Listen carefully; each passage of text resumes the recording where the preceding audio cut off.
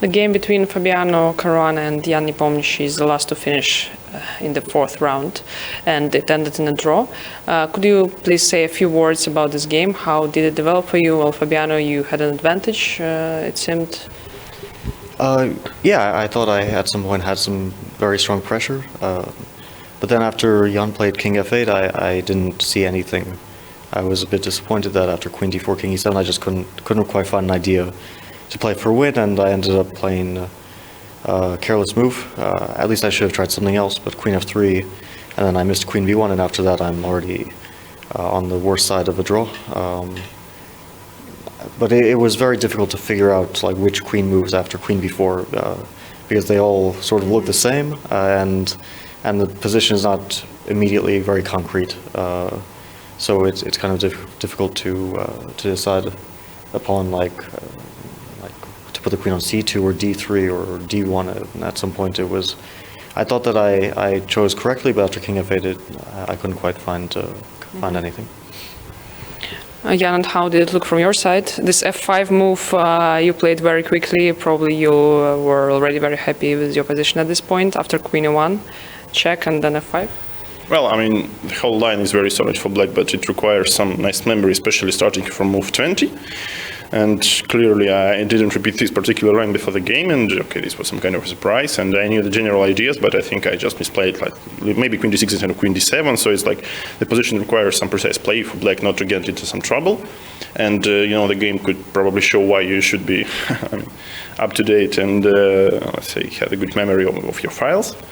And I felt like it's very suspicious, and that's why I went for some weird like Queen B4, Queen A3, and Queen A5 ideas.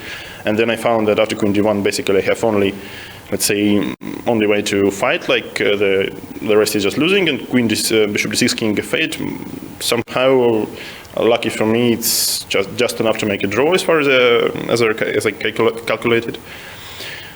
And yes, I mean, Queen F3 would be very clever, like just to provoke F5 and go back to D1, but fortunately I had this intermediate Queen E1 check, and then after F5, basically white cannot cannot do anything to avoid swapping queens.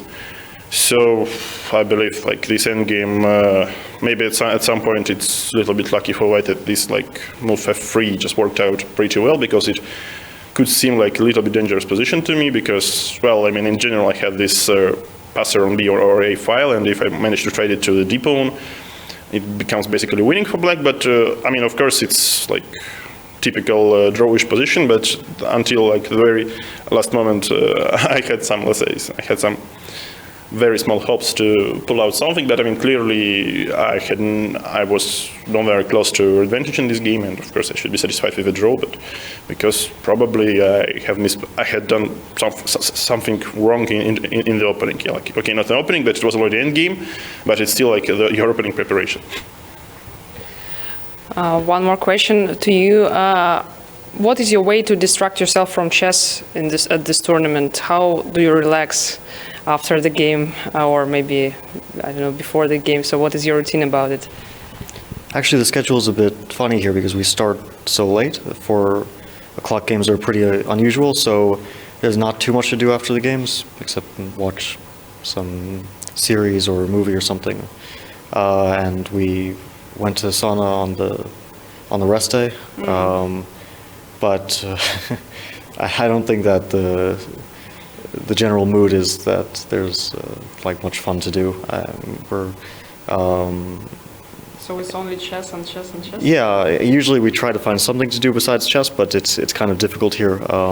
The games end late, and I mean, in general around the city, I also don't think the mood is very very light. I mean, people, I'm sure, are quite worried about the situation, and